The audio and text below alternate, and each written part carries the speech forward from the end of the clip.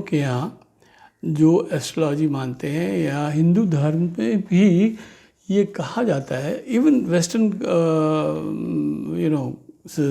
Mythology में भी माना जाता है कि जब आदमी पैदा होता है तो अपने पूर्व जन्म के कुछ संस्कार लेके पैदा होता है। वो संस्कार क्या है? वो संस्कार हैं उसके पुराने कर्म।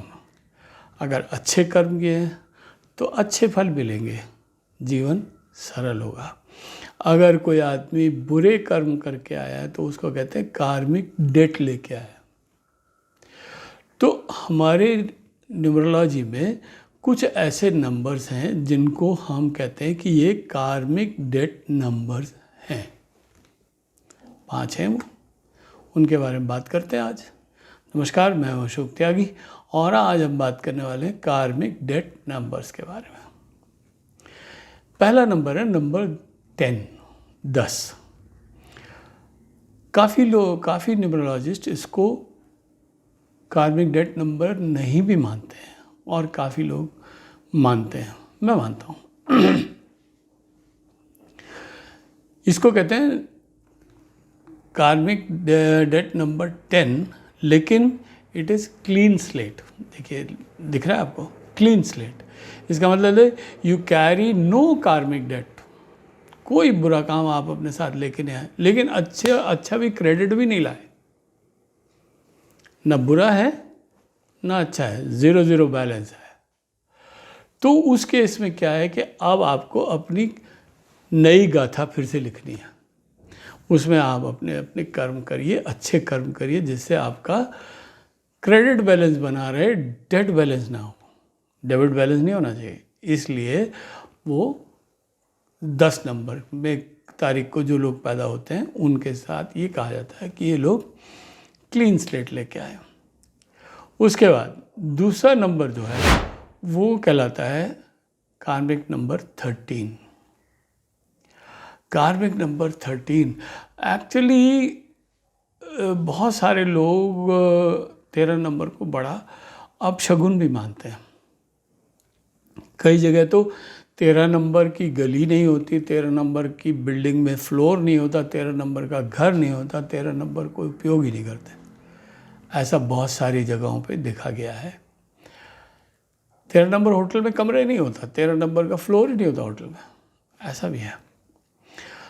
लेकिन ये ऐसा है कि ये पुराने अपने डेट्स को लेके आने वाला है। उसकी वजह से इस जन्म में उस व्यक्ति को काम काम काम काम करते रहना पड़ेगा। No time to relax. क्यों आया ये कार्मिक डेट नंबर? क्योंकि आपने अपने पूर्व जन्म में अपनी रिस्पॉन्सिबिलिटीज़ को ठीक से डिस्चार्ज नहीं किया। आपको कोई असेंबली, मान लीजिए कोई काम मिला है, आपको कहा गया कि भाई यहाँ पे ये काम करवाओ, तो आप वहाँ गए, वहाँ जाके अपने सबॉर्डिनेट, यार ये करा देना, मैं अभी आता हूँ, और अपने आप चले गए कहीं इधर उधर, चाय फाय पीने, ये करने वो करने, व्हाटएवर। और फिर शाम को आके बोले अच्छा भाई हो गया। तो शर्किंग योर रिस्पॉन्सिबिलिटी, अपनी ड्यूटीज़ को ऑनेस्टली नहीं करना, वही है। ये डिसऑनेस्टी है एक तरह की।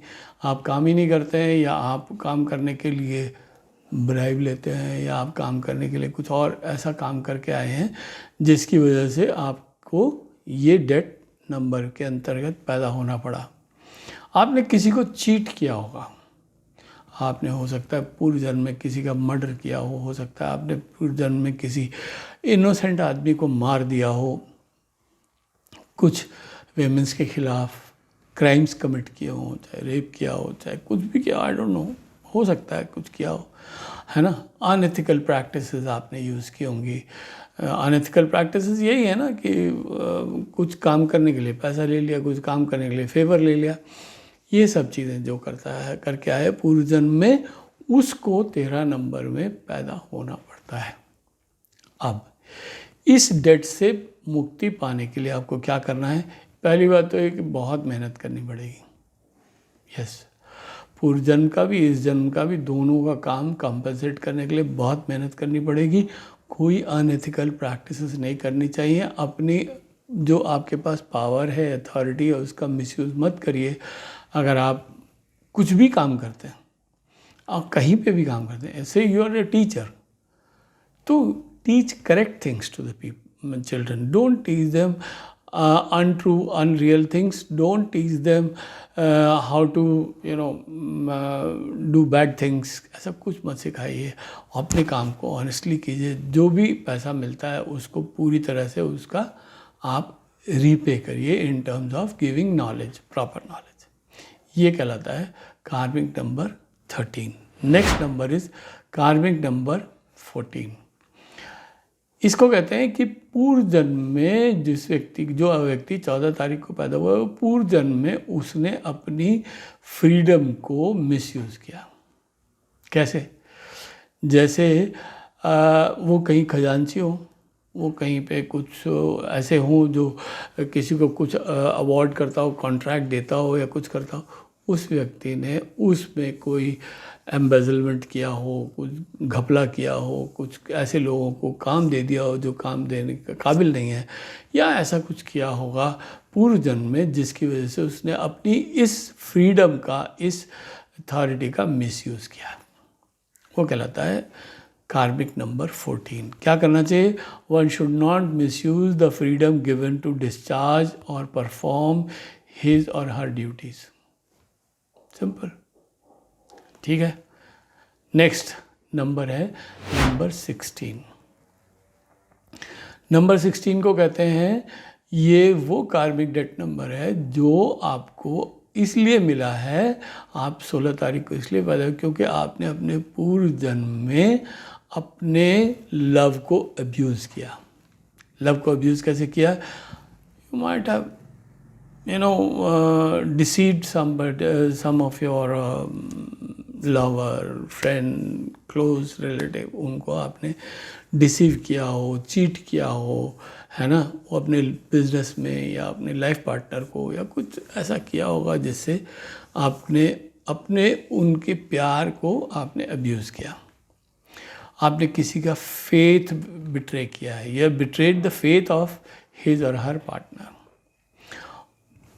एक्स्ट्रा मैरिटल अफेयर्स भी हो सकते हैं. This could be the reason. So इस जन्म में क्या करना चाहिए?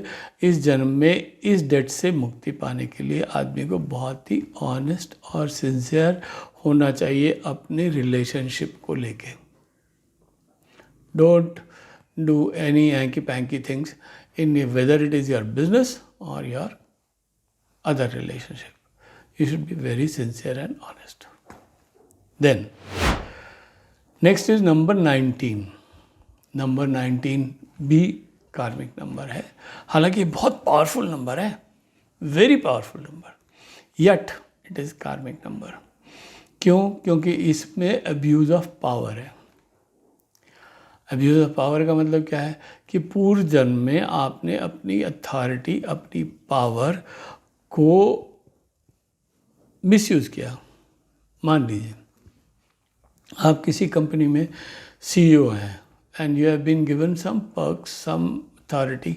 आपने अपनी अथॉरिटी को मिसयूज़ करके कुछ ऐसी चीज़ कर दी जहाँ पे आपको अपना पर्सनल गेन हो गया instead of gain to the organisation. या आपको जो पर्क्स मिले आपने उसका मिसयूज़ किया. आपने ये misuse as a leader, as a general, as a senior officer, as a IAS officer, IPS officer, अगर इस तरह के कोई काम किए हैं जहाँ पे आपने अपनी अथॉरिटी को मिसयूज़ किया है. आप मान लीजिए DM है कहीं पे और आपने अपने पर्सनल गेन के लिए किसी और का कोई काम कर दिया, तो वो भी एक मिसयूज़ या अब्यूज़ ऑफ पावर है, अब्यूज़ ऑफ अथॉरिटी है. तो क्या करना चाहिए? Use your authority judiciously and for the welfare of the people and society at large. ये चीज़ें आपको अगर कार्मिक डेट से निकलना है तो आपको इन चीज़ों का ध्यान रखना पड़ेगा. आई होप कार्मिक डेट्स के बारे में आपको काफ़ी कुछ पता चल गया होगा. छोटी सी चीज़ है, बहुत ज़्यादा डिटेल तो नहीं है, लेकिन हाँ इन डेट्स को पैदा हुए लोगों को इन सब बातों का ख्याल रखना चाहिए. आप मेरे साथ जुड़े हुए हैं तो प्लीज़ सब्सक्राइब ज़रूर कीजिए, बेल आइकन का बटन भी दबाइए, नोटिफिकेशन मिलती रहेगी. लाइक तो कर ही लीजिए. कमेंट दे के बताइए आप तो नहीं आते कहीं, या आपका कोई जानने वाला तो नहीं कार्मिक डेट में। मैं फिर हाजिर रहूँगा और नए वीडियो लेके और इन्फॉर्मेटिव वीडियो लेके। Till then stay blessed, be happy, enjoy yourself.